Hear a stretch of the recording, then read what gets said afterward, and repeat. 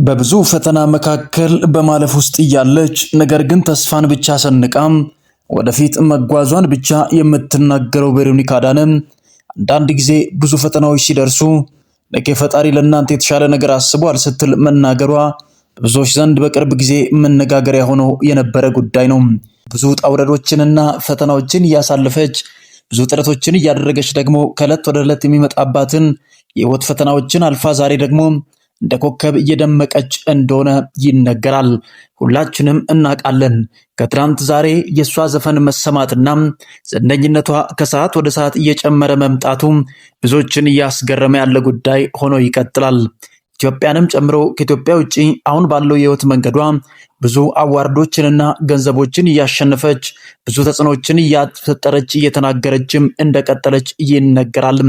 በዚህ የህይወት ፈተና ውስጥ ግን አባቷ ሁሌም ከጎኗ እንዳልተለየና የእሷን ደስታ የእሷን ስኬት እንደሚናፍቅ ትናገራለች። በዚህ የህይወት ፈተና መካከል ታዲያ ቬሮኒካ አዳነ የራሷ አጋር አያስፈልጋትም ወይ? እድሜዋም ደግሞ ከወጣትነት ከፍ ያለ እንደሆነ ይነገርላታል።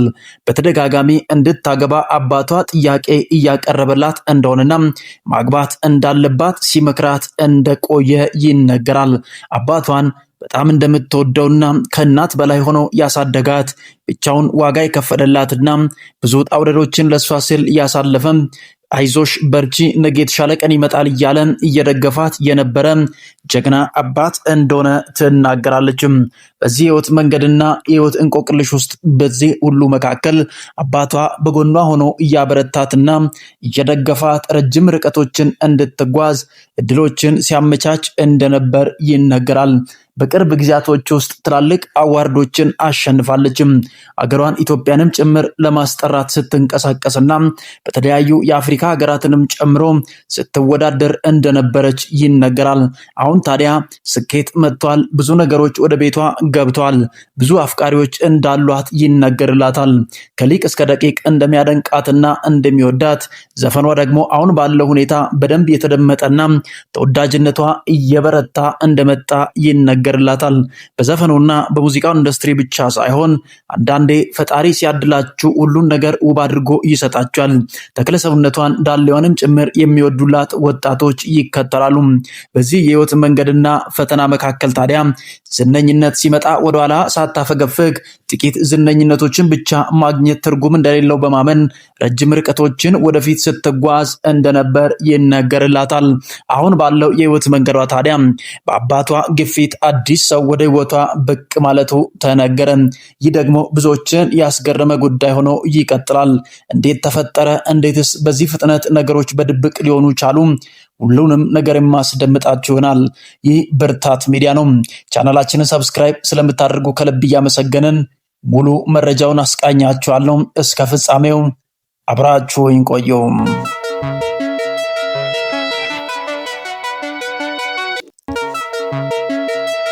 ቬሮኒካ አዳነ ከአባቷ ከአዳነ ወልደ ሰንበት የተወለደችው ይህች እንስት ታዲያ በዚህ ህይወት መካከል ፈተናዎች እንኳን ቢኖሩባትም ነገር ግን ወደኋላ ሳትመለስ ወደፊት ብቻ እያለች መራመዷ በሁላችንም ዘንድ የታወቀ እውነት ነው። አሁን ባለው ሁኔታ ማን ነው ታዲያ ይህችን ጀግና የሆነችና በብዙ ጥንካሬ የምትታወቀዋን ጀግናዋን እንስት የራሱ ለማድረግ የመጣው ጀግና ወንድ ማን ነው? የሁላችንም ጥያቄ ሊሆን ይገባል። ምንም ያክል በዘፈኑ ዓለም ብትኖር ፈጣሪዋን እንደምትወደውና በዛ መካከል ደግሞ አንድ ቀን ወደ ረፍቱ እንደሚመራት ቤተክርስቲያን ውስጥ ማገልገልም እንደምትወድና ሁኔታዎች ቢመቻቹላት ወደዚያ እንኳን ብትሄድ ደስተኛ እንደሆነች በተደጋጋሚ ስትናገር ሰምተናል።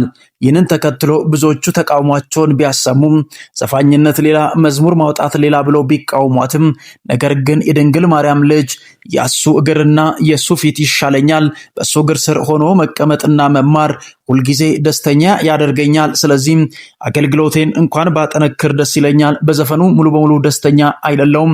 ቤተክርስቲያን ውስጥ አንዳንድ ነገሮችን ብሰራ ደስ ይለኛል ስትል ትደመጣለች። የፍቅር ጥያቄ በተደጋጋሚ ቀርቦላታል። ይህንን ተከትሎ ታዲያ የፍቅር ጥያቄዋን ብዙዎቹ ለመቀበል እንኳን እድሎችን ይዞ ቢመጡም ብዙ ባለሀብቶች ብዙ ገንዘብ ያላቸው ሰዎችንም ጨምሮ ገና በአፍላ ዕድሜ ውስጥ ያሉ አድናቂዎቿም እንዲያገቧት በተደጋጋሚ ሲፈልጉ እንደነበር ይነገራል።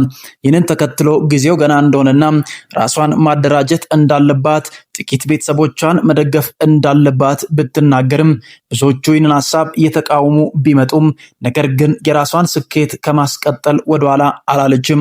ታዲያ ምንም ያክል ዘፋኝ እንኳን ብትሆንም ነገር ግን በዘፈኑ ዓለም ካሉ ሰዎች በላይ ፈጣሪውን የሚፈራ ቤተክርስቲያን አገልጋይ የሆነ ሰው እኔንም ወደ እውነት ሊመራኝ የሚችል ሰው ነው ወደ ህይወቴ መምጣት ያለበት እንጂ ከዛ ውጭ ግን በኔ ዓለም ላይ ያለ ወይም በዘፈኑ ዓለም ውስጥ የሚንቀሳቀስ ሰው ለትዳር አስቤ አላቅም ስትል መናገሯ በሁላችንም ዘንድ የታወቀ ጉዳይ ነው።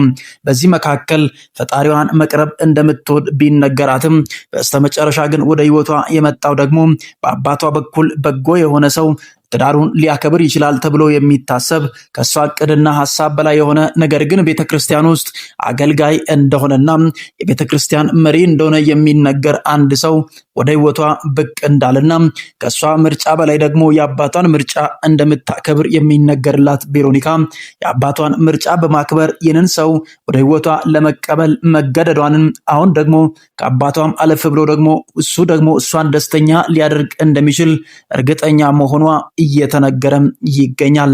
አንዳንድ ጊዜ ሶሻል ሚዲያዎች ላይ የራሳቸውን ባልና ትዳር ይዞ የወጡ ሰዎች ሁሉ መጨረሳቸው ፍቺና ከዛ ሰው መለየት እንደሆነ አብዛኛውን ጊዜ ያየነውም ጉዳይ ነው።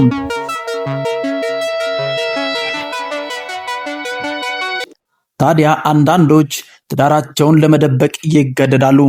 ጮኛቸውንም የሚደብቁ ሰዎች እየበረከቱ ይመጣሉ። ይህ የሚሆንበት ምክንያት ምንድነው? ባሌ ነው ወይም ሚስቴ ናት ብሎ ሚዲያ ላይ ይዞ ብቅ ሲል ትላንትና ከኔ ጋር እንደዚህ አይነት ህይወት አሳልፋለች፣ ትላንትና እንደዚህ ነበረች የሚሉ ዜናዎች ብቅ ይላሉ። ይህንን ተከትሎ ታዲያ በጎ የነበረ ትዳር ወደ አደጋ ያመራል። ይህንን ተከትሎ ብዙዎቹ ትዳራቸውንና ጮኝነታቸውንም ለመደበቅ እየተገደዱ አሁን ባለው ሁኔታ በዛ እያስቀጠሉ ይሄዳሉ። አሁን በዚህ ሁኔታ ቬሮኒካ አዳነ ባሏን ለመደበቅ መገደዷ በብዙዎች ዘንድ ደስተኛ ያደረጋት ጉዳይ ሆኗል። የቀረ አርቲስት የለም። ብዙዎቹ ተገኝተዋል። የጥበብ ሰዎችም ድንገት ነገሩን በሰሙ ጊዜ ቢደናገጡም ነገር ግን ለሷ ሽምግልና መላኩ ብዙዎችን ደስተኛ ያደረገ ጉዳይ ሆኗል። ነገር ግን አንዳንድ የሚወዷትና የሚከተሏት አድናቂዎቿ ግን እጅግ እንደደነገጡና እንዴት ልትወስን ቻለች ብሎ መደናገጣቸው በሁላችንም ዘንድ የታወቀ ነው። ይህንን ተከትሎ አሁን ባለው ሁኔታ ቬሮኒካ አዳነ ልታገባ ሽምግልና ተልኮላታል። ያም የተላከበት ምክንያት ምንድነው? አሁን ዝነኝነቱም ገንዘቡ መጥቷል፣ ስለዚህ መሰብሰብ አለባት የሚለው የአባቱ ሐሳብ መሆኑ ብዙዎችን ደስተኛ ያደረገ ጉዳይ ሆኖ ይቀጥላል። ውድ የቻናላችን ቤተሰቦች ለዚህ ቻናል አዲስ ከሆናችሁ ቻናላችንን ሰብስክራይብ በማድረግ በቀጣይ አዲስ ቪዲዮ እስከምንገናኝ ድረስ ቻናላችንን ሰብስክራይብ በማድረግ የደወል ምልክቷንም በመጫን ቤተሰብ እንድትሆኑ ስል በታላቅ አክብሮትና ትህትና ጠይቃችኋለሁ። በቀጣይ አዲስ ትኩስ ሰበር መረጃ እስከምንገናኝ ድረስ ባላችሁበት ሁሉ ቸር ቆዩ፣ ቸር ሰንብቱ እላለሁ።